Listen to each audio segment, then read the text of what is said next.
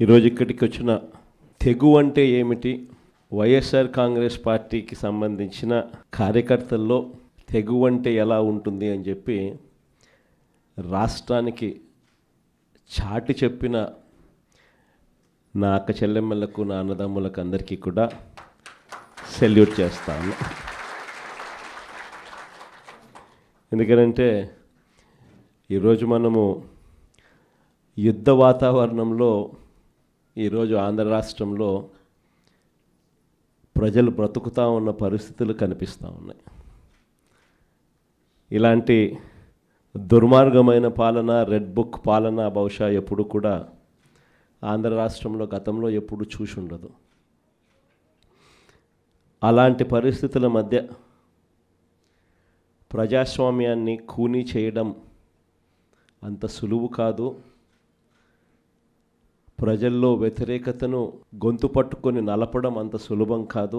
ఇచ్చిన మాటను, మేనిఫెస్టోలో చెప్పిన మాటలను నిలబెట్టుకోకపోతే నీ తోలు తీస్తాం అని చెప్పగలిగిన సత్తా వైఎస్ఆర్సీపీకి ప్రతి గ్రామం నుంచి ఆ కార్యకర్త లేస్తాడు అని చెప్పి చాటి చెప్పాం. మీ తెగువకు మరొకసారి సెల్యూట్ చేస్తూ అడుగులు కార్యక్రమాన్ని ముందుకు తీసుకొని పోతా ఉన్నాం. ఆశ్చర్యం కలిగించే విషయాలు. ఎందుకనంటే ఎక్కడ కూడా ఈ జరిగే ఈ ఎన్నికల్లో తెలుగుదేశం పార్టీకి ఎక్కడ కూడా బలం లేదు. ప్రజలు ఓట్లు వేసిన పరిస్థితుల మధ్య వైఎస్ఆర్ కాంగ్రెస్ పార్టీ జెండా మీద, వైఎస్ఆర్ కాంగ్రెస్ పార్టీ గుర్తు మీద గెలిచిన సభ్యులు ప్రతి చోట చూస్తే అసలు తెలుగుదేశం పార్టీ ఎందుకు పోటీ పెడతా ఉంది అని చెప్పి ఎవరికైనా కూడా ఇట్టే అర్థమవుతుంది. ఇక తిరుపతి రూరల్కి సంబంధించి చంద్రగిరి నియోజకవర్గంలో, అంటే చంద్రబాబు నాయుడు సొంత నియోజకవర్గం, చంద్రబాబు నాయుడు ఇల్లు ఎక్కడుందంటే ఇక్కడే, ఇదే చంద్రగిరి నియోజకవర్గంలోనే చంద్రబాబు నాయుడు ఇల్లు. ఆయన మొట్టమొదటిసారిగా చంద్రబాబు నాయుడు గెలిచిందే ఇక్కడే, మళ్ళీ ఓడిపోయింది కూడా ఇక్కడే. అక్కడ బీసీలు డామినెంట్గా ఉన్న ఆ ఏరియాలో బీసీలకు ఇచ్చి సామాజిక వర్గాన్ని పైకి తీసుకొని రావాలి అని చెప్పి ఎవరైనా చూస్తారు. కానీ అక్కడ బీసీలు ఎక్కువగా ఉన్నారు, వాళ్ళల్లో ఆర్థిక స్థితిగతులు సరిగ్గా ఉండవు. కాబట్టి ఈయనైతే ఆర్థికంగా సౌండ్గా ఉంటాడు, బీసీలను ఎప్పుడు కూడా తొక్కి పెట్టచ్చు అని చెప్పి అక్కడికి పోయి అక్కడ పాగా వేసినాడు. నిజంగా ఏ తెలుగుదేశం కార్యకర్త కూడా ఇళ్ళకి వెళ్ళి వాళ్ళ గ్రామాలలో వాళ్ళు తిరుగుతూ వాళ్ళ గ్రామాలలో ఉన్న ప్రజల ఇళ్ళకు వెళ్ళి బాగున్నారా మీరు అని పలకరించే ధైర్యం చంద్రబాబు నాయుడు గారికి సంబంధించిన ఏ కార్యకర్తకు లేదు. కారణం, చంద్రబాబు నాయుడు గారికి సంబంధించిన ఏ కార్యకర్త అయినా కూడా ప్రజల్లోకి వెళ్ళి వాళ్ళ ఇళ్ళ దగ్గరికి వెళ్తే ప్రతి ఒక్కరికి కూడా వెన్నులో భయమే. చివరికైతే నా అక్క చెల్లెమ్మలందరూ పొద్దుటూరు నుంచి ఎదురు చూస్తూ ఉన్నారు, కడప నుంచి ఎదురు చూస్తూ ఉన్నారు. ఏదో ఉచితంగా బస్సు వస్తుంది, ఏదో విశాఖపట్నం పోయి రావచ్చు కదా, పొద్దున పోయి సాయంత్రానికి వెనక్కి రావచ్చు కదా అని చెప్పి. అటువంటి చిన్న చిన్నవి కూడా పట్టించుకోవడంలా, దానికి కూడా దిక్కులేని పరిస్థితిలో ఈరోజు రాష్ట్రంలో పరిపాలన సాగుతూ ఉంది.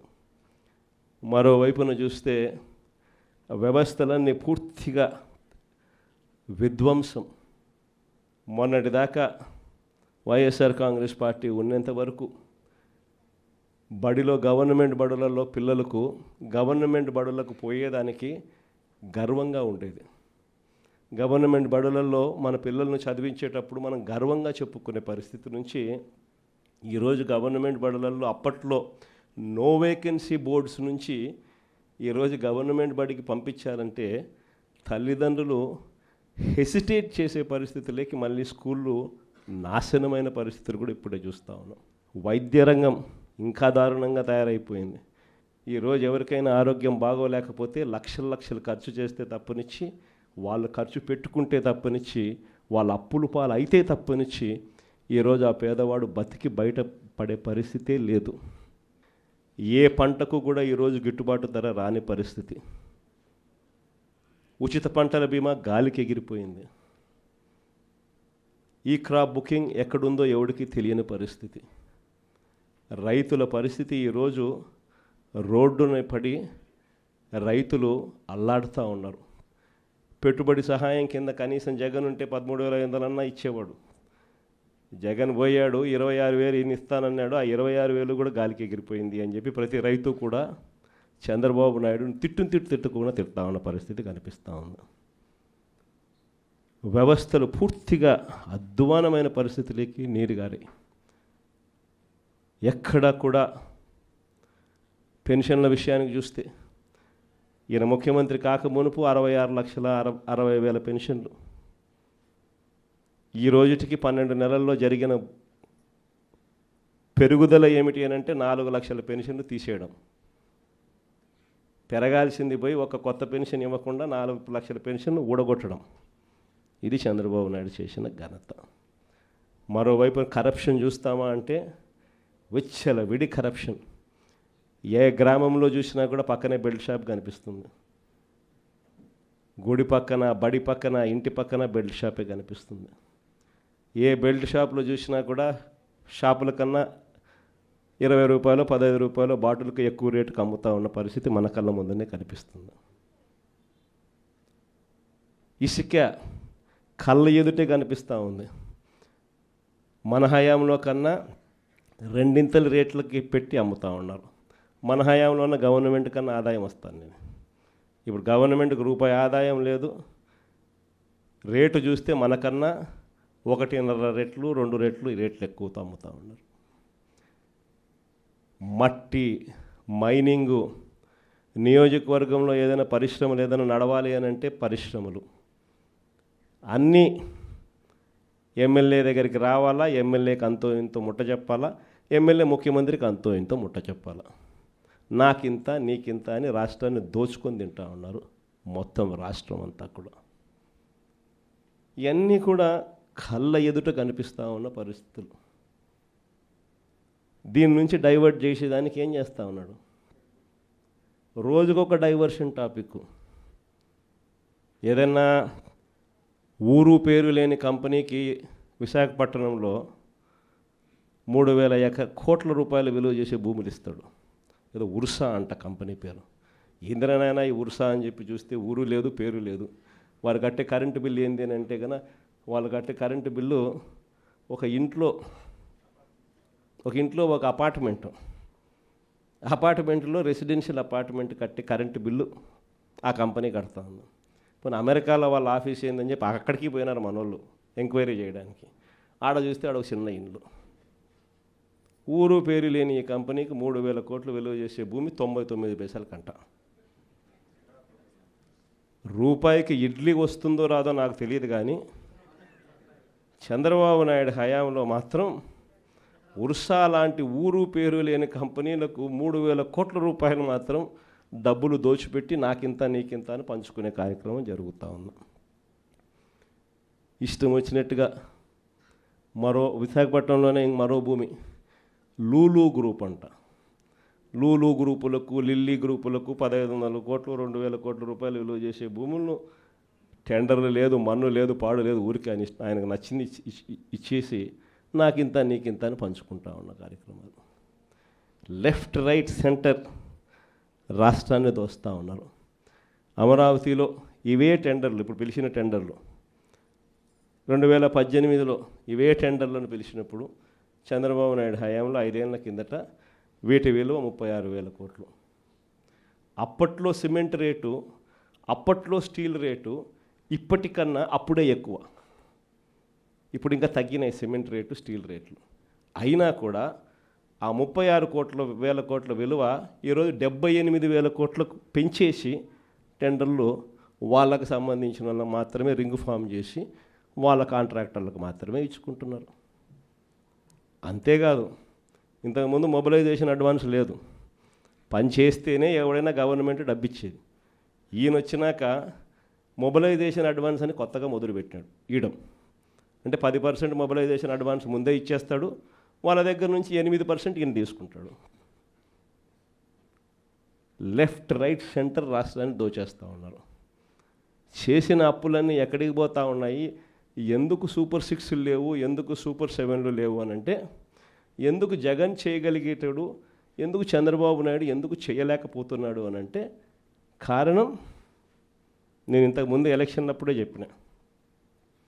జగన్ ఉంటే బటన్లు నొక్కుతాడు, నేరుగా ప్రతి అక్క చెల్లెమ్మ కుటుంబానికి నేరుగా పోతుంది. చంద్రబాబు నాయుడు ఉంటే బటన్లు ఉండవు, చంద్రబాబు నాయుడు ఉంటే నేరుగా ఆయన జోబీలోకి మాత్రమే పోతుంది అని చెప్పి ఎలక్షన్లప్పుడే నేను మొత్తుకొని చెప్పిన. నేను చెప్పిన ఆ రోజు చంద్రబాబు నాయుడు నమ్మడము అని అంటే చంద్రముఖిని నిద్ర లేపడమే అని చెప్పిన. చెప్పింది నేను ఆ రోజు ఎన్నికలప్పుడు నేను చెప్పిన ఆ మాటలు కన్నా ఎవరైనా వింటే ఇప్పుడు కరెక్ట్గా అవి ప్లే చేసి చూస్తే జగన్ కరెక్ట్గా చెప్పినాడు, అబ్బా మనమే మోసపోయినాం పొరపాటున అని చెప్పి ఈరోజు ప్రతి ఇంట్లో కూడా ఖచ్చితంగా చర్చ జరగాల్సిందే. ప్రతిరోజు డైవర్షనే, ఇవన్నీ జరుగుతూ ఉన్నాయి, సమాధానాలు చెప్పుకోలేక ప్రతిరోజు ఒక డైవర్షన్. ఓ రోజు లడ్డు అంటాడు, ఇంకో రోజు బోట్ అంటాడు, మరో రోజు ఏమన్నా ఐపీఎస్ ఆఫీసర్ అధికారిని అరెస్ట్ అంటాడు. కరెంటు బిల్లులు షాక్ కొట్టే విధంగా అప్పుడే పెరిగిపోతున్నాయని చెప్పి మళ్ళీ ఆ టాపిక్ నుంచి డైవర్ట్ చేసేందుకు ఇంకొకటి ఆయన చేసిన లిక్కర్ స్కాములు మనం ఇంకొకటి మీద లిక్కర్ స్కాములు రుద్ది ఇంకొక లిక్కర్ స్కామ్ అరెస్ట్ అని చెప్తాడు. ఇట్లా ప్రతిరోజు చూస్తే ఏదో ఒక సెన్సేషన్ క్రియేట్ చేయడం, ఆ సెన్సేషన్ నుంచి టాపిక్లు డైవర్ట్ చేయడం. ఇంతకుముందు రోమన్ రాజులు చేసేవాళ్ళు, ప్రజల్లో వ్యతిరేకత, రోమన్ రాజుల మీద వ్యతిరేకత ఎక్కువగా వస్తూ ఉండేది అని చెప్పి అప్పట్లో వాళ్ళంతా గ్లాడియేటర్స్ అని ఒక గేమ్స్ నిర్వహించేవాళ్ళు. దాంట్లో మనుషులను పెట్టేవాళ్ళు, మనుషుల చేతిలో కత్తులు పెట్టేవాళ్ళు, పొడుచుకొని సావండరా నాయన అని చెప్పి వాళ్ళు జంతువులకు అందునే దాంట్లో పెట్టేవాళ్ళు. ఆ జంతువులతో వీళ్ళు యుద్ధం చేయడము, వీళ్ళు సావడము, అవి సావడము, లేకపోతే వీళ్ళు పొడుచుకోవడము, అది వీళ్ళు సావడము వాళ్ళు సావడము చేసేది. ప్రజలందరూ దాన్ని చూసేది. Topic divert.